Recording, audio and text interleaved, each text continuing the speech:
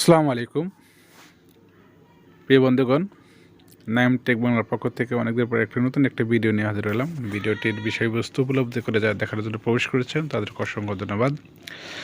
আজ আমি কিভাবে ইউটিউব শর্টসের ভিডিও তৈরি করব বা ইউটিউব শর্টসের ভিডিও তৈরি করতে আমাদের কিভাবে এডিট করতে হবে, আর ইউটিউবের শর্টসের ভিডিও আমরা ইচ্ছে করলে না করেও আমরা কিভাবে এখান থেকে হাজার হাজার পরিমাণ লক্ষ লক্ষ পরিমাণ ভিউজ আনতে পারি। এবং আমরা তো জেনেই গেছি ফেব্রুয়ারি মাস থেকে ইউটিউবে শর্টস থেকে অ্যাড প্রমোট হবে, সেই অ্যাডস থেকে আমরা রেভিনিউ জেনারেট করতে পারবো।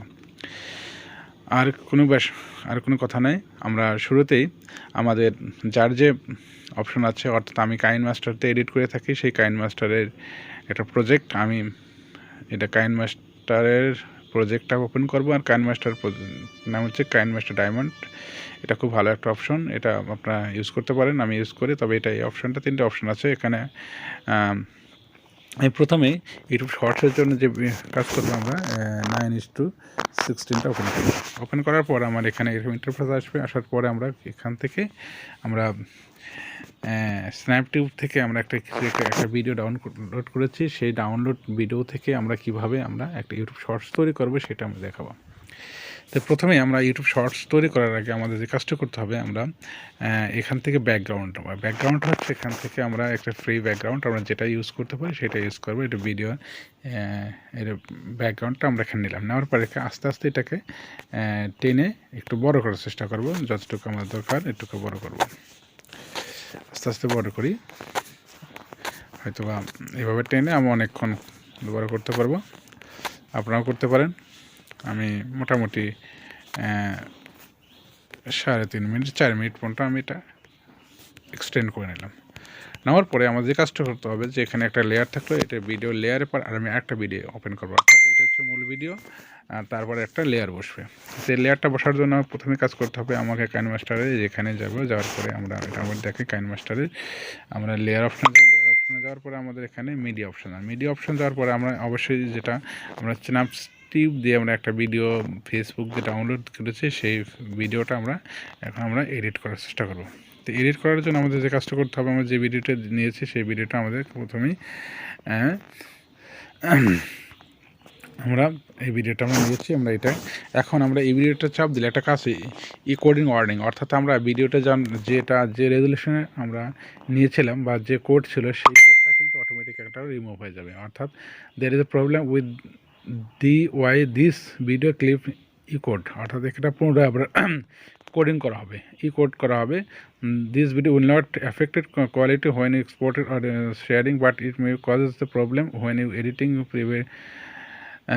প্রিভিউইং the project or using the speed from the ফ্রিসার্স। অর্থাৎ আমরা এইটা দিয়ে আমরা একটা কাজ করতে পারি, এই ভিডিও আমরা এইটা এমন একটা কাইন মাস্টারে, যে কাইন মাস্টারে আপনাদের আগে আমরা কপিরাইটের কাজ করার জন্য যে আমরা কোড ব্যবহার করতাম সেটা আর ব্যবহার করার দরকার নাই। এখান থেকে কোডিং হবে, কোডিং হওয়ার পরে আমরা এই ভিডিওটি কোডিং হয়ে গেল। এখন হওয়ার পর আমাদের ভিডিওটি অপশন আসছে, তাই আমরা এখন এখান থেকে আমরা কীভাবে এটা চালু করি এরকম দেখা যাবে। কিন্তু এরকম দেখা গেলে তো আসলে আমাদের শর্টস হচ্ছে না, তাহলে শর্টসে আমার জন্য কী করবো, আমরা এখানে শর্টসের জন্য এখানে একটা ক্লিক করবো। ক্লিক করার পর আমরা একটা আস্তে আস্তে আমরা ইচ্ছে করলে এটাকে আমরা আমার রেজুলেশন ঘুরিয়েও দিতে পারি, এভাবে ঘুরিয়ে দিতে পারি, অথবা এদিকে করতে পারি, যেদিকে সেই দিকে ইচ্ছা করলে আমরা এটা ঘুরিয়ে ফিরিয়ে নিতে পারি। আচ্ছা, হওয়ার পর এখান থেকে আমরা ভিডিওকে জুম করবো, অর্থাৎ এখান থেকে আমরা ভিডিওটি একটু আস্তে আস্তে বড় করার চেষ্টা করবো। দেখি আস্তে আস্তে একটু বড় করি, এরকম বড় করে ফুল ইমেজের মধ্যে আসছে। দেখি আমাদের ভিডিও কেমন আছে। অলরেডি কিন্তু আমরা একটা শর্ট একটা ভিডিও চলে আসছে, অর্থাৎ ভিডিওটি যে রেজুলেশনে আসলে সেই রেজুলেশনে এখন নতুন একটা রেজুলেশন আসছে, আর এই রেজুলেশনের মাধ্যমে কিন্তু আমরা একটা শর্টস ভিডিও তৈরি করতে পারবো।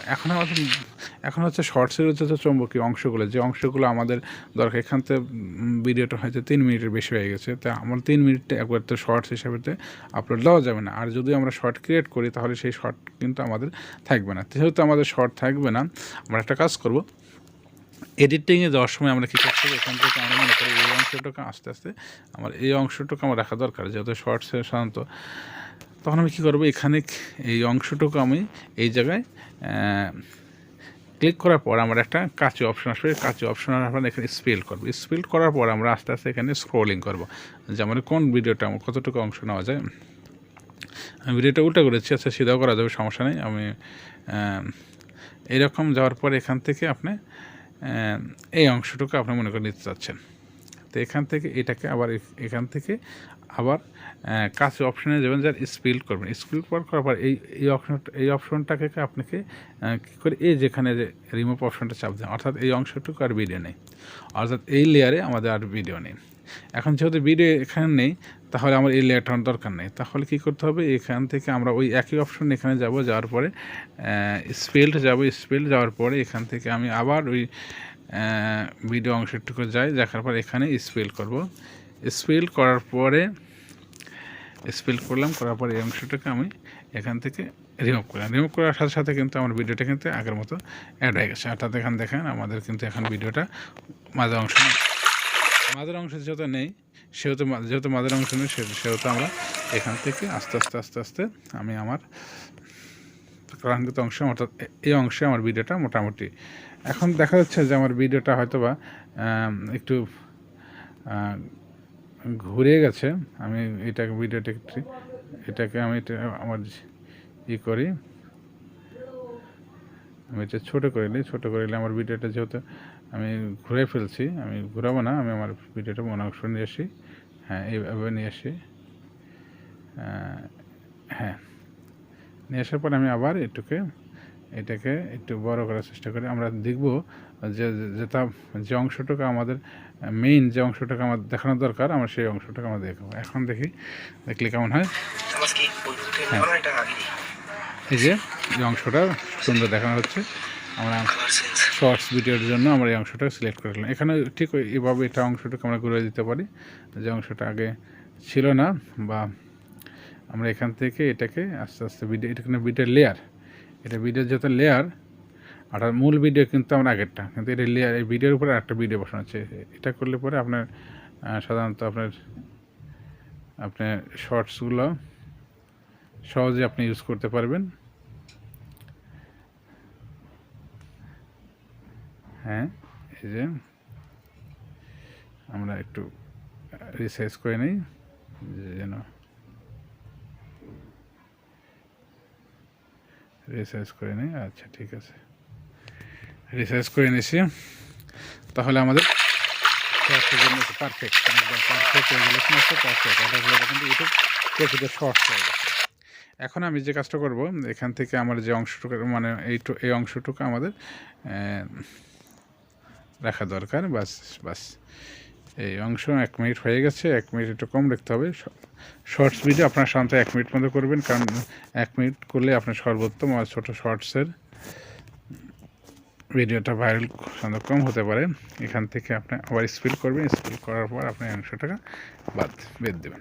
এখন মনে করেন যে আপনি যে শর্টস মোটামুটি একটা শর্টস ভিডিও হয়ে গেছে, 1 মিনিটের শর্টস ভিডিও হয়েছে, আপনি এখানে চাচ্ছেন যে এখান থেকে আমি সাউন্ডটা অফ করবো। সাউন্ডটা এখান থেকে হলে সাউন্ডটা অফ করে দিতে পারেন অথবা রাখতে পারেন।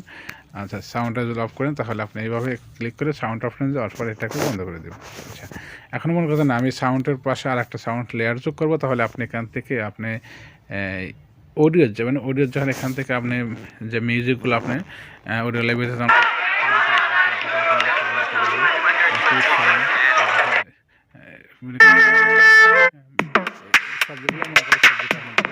এই শব্দটা আমরা ক্লিক করার পর আমাদের এখন আপনি চাচ্ছেন যে আমি এটাকে একটু কমা দিই, সাউন্ড স্লো করে দিই। স্লো করার দেওয়ার পরে আস্তে আস্তে আপনি এখান থেকে শেষ। আপনি এখান থেকে এই অংশটা কেটেও দিতে পারেন অথবা নাও দিতে পারেন, অর্থাৎ যেহেতু অংশ ভিডিওর লেয়ার নেই, সেই অংশ যোগ হবে না। তো এখন তো আপনি মোটামুটি একটা শর্টস হয়ে গেছে। এখান থেকে যখন কিছু লিখতে চান, তাহলে আপনি এখানে যাবেন, যাওয়ার পরে এখান থেকে আপনাকে লেখার জন্য আপনাকে লেয়ারে টেক্সটে যাওয়ার পরে এখানটা হয়তো আপনি লিখলেন যে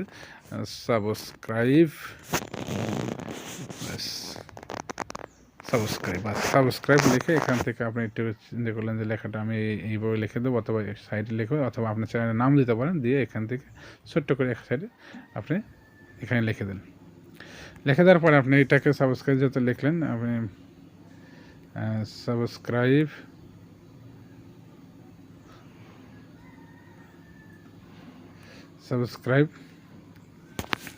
লেখার পরে আপনি চাচ্ছেন এই লেখাটা আপনি অটোমেটিকভাবে এটাকে টেনে দেবেন, সারাক্ষণ থাকবে, তাহলে আপনি এটা টেনে দেবেন লাস্ট পর্যন্ত দিয়ে দিবেন, তাহলে লেখাটা আপনি কিন্তু সারাক্ষণ এটাকে আপনি সারাক্ষণ থাকবে। আপনার প্রথম থেকে শুরু থেকে আমার সাবস্ক্রাইব অপশনটা লেখা থাকবে, অথবা আপনার চ্যানেল নামও দিতে পারেন। এভাবে আপনি আপনার ভিডিওটা কিন্তু আপনি সুন্দর করতে পারেন। এখন আপনি কি করবেন, এখান থেকে আপনি এক্সপোর্ট অপশনে যাওয়ার পরে আপনাকে যে কাজ করতে হবে, এখান থেকে আপনাকে এই কাজ করতে হবে। আপনার ফুল এইচডি এইচডি আছে, আপনার যে অপশনে আপনি প্রজেকশনে আপনি করতে চান, আপনি এক্সপোর্ট করতে চান, সেই অপশনে যায় আপনি এক্সপোর্ট অপশনে চাপ দেওয়ার সাথে সাথে ইনশাল্লাহ এক্সপোর্ট হয়ে যাবে। তারপর আপনি ভিডিওটি আপনি মনের মতন করে আপনার চ্যানেলে আপলোড দেবেন ইনশাল্লাহ। এই পর্যন্ত ভিডিও, ভালো থাকুন, সুস্থ থাকুন, আল্লাহ হাফেজ।